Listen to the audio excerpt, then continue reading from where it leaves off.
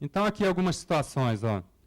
É o que a gente chama de cobertura vegetal. É a grama, uma braquiária umidícola, que às vezes é mais fácil você manter ela baixinha, roçada. Então, na época que está verdinho, você não tem o problema do sol refletindo. A arborização, né, que vai dar um ambiente mais fresco, ajuda bastante, né? A questão do sombrite, ele funciona, né? O que a gente teria a dizer em relação ao sombrite?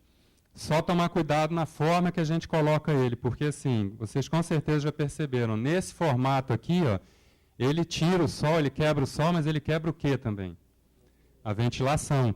Então, quem sabe se eu colocasse ele numa forma diferente, ó, aqui eu coloquei essa foto tanto para mostrar que assim, se você colocar ele dessa forma, você vai quebrar o sol igual e não tira a ventilação. E para mostrar também que assim, ó, no projeto dessa granja se fez um beiral estreito, não recordo aqui, mas deve ter no máximo meio metro. Então acaba que o sombrite teve que ser colocado para fazer a função do beiral, né?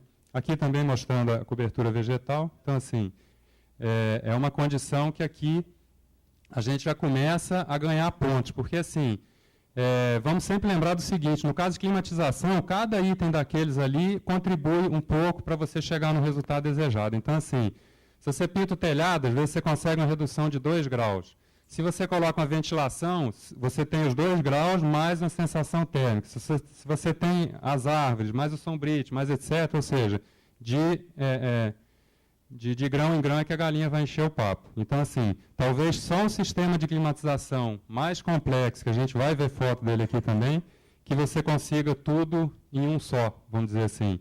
Mas no outro caso, enquanto a gente não tem esse sistema de climatização, dá para a gente fazer muita coisa dentro da granja. Aqui, pintura de telhado, então assim, seja ele de fibrocimento, seja ele de telha de barro, seja ele de algum material metálico, a gente vai pintar com o quê? Com alguma tinta reflexiva, uma tinta clara que o sol bate e reflete, então não vai aquecer dentro do barracão.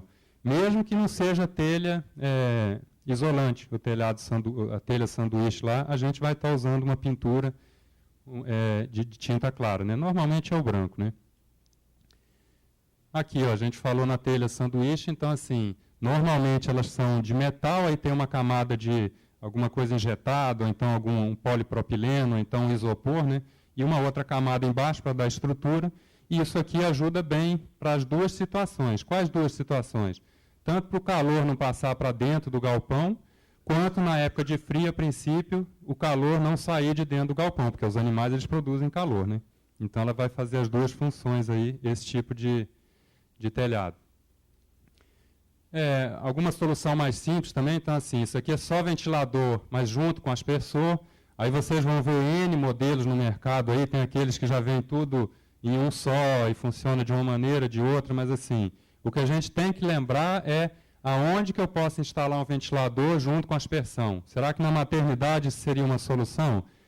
Talvez não, porque aí a aspersão eu vou ter um grau de umidade que pode estar não favorecendo os leitões. Seria muito bom para a porca, mas talvez não seja bom para leitão.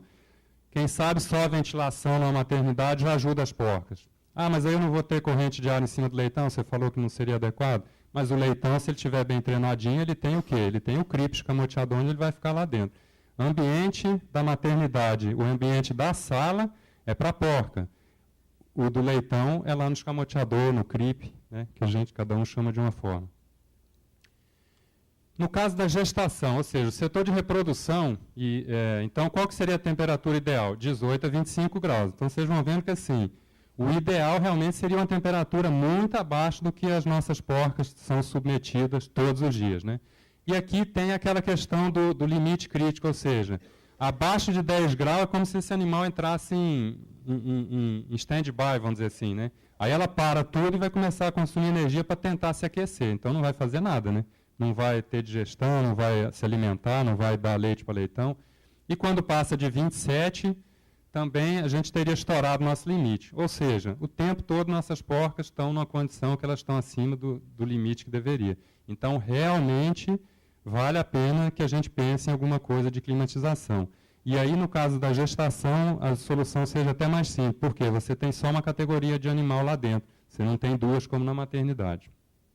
Aqui uma outra situação também com ventiladores, né? Mas aqui já é telhado de metal com pintura reflexiva, então eu já tenho dois ganhos. Eu já tenho um pouco de abaixamento de temperatura mesmo e tenho também a ventilação. No caso de ventilador, é muito importante que assim, a empresa que vem instalar isso para vocês, né, vocês questionem bastante o posicionamento deles, qual a distância entre um e outro, o que demanda a distância entre um ventilador e o outro. É o diâmetro dele, né, normalmente 90 centímetros, e a capacidade do motor, se tem meio HP ou 1 HP, é que demanda a distância. Vão ser 7 metros entre um e outro, se vai ser 10 metros entre um ventilador e outro. E a disposição dele também, ele tem que ter uma certa inclinação, em torno de 5 graus, né, para que ele faça o efeito desejado. Aqui, para mostrar para vocês, aí já uma climatização, que é o que eles chamam de pressão negativa. E por que pressão negativa? Porque a gente tem o ar sendo forçado de dentro do galpão para fora do galpão. Por isso que a gente chama de pressão negativa. Não é nada assim também, é mais uma terminologia. Isso aqui é o que eles chamam de painel evaporativo, ou então vocês vão ver o pessoal falando também que vem do inglês, que é o pad cooling. O que é esse painel evaporativo aqui? Nada mais é do que assim, funciona como se fosse um radiador de carro, né? Então eu vou ter, isso aqui é tudo de papelão, eu vou ter água, tá vendo a tubulação aqui, ó?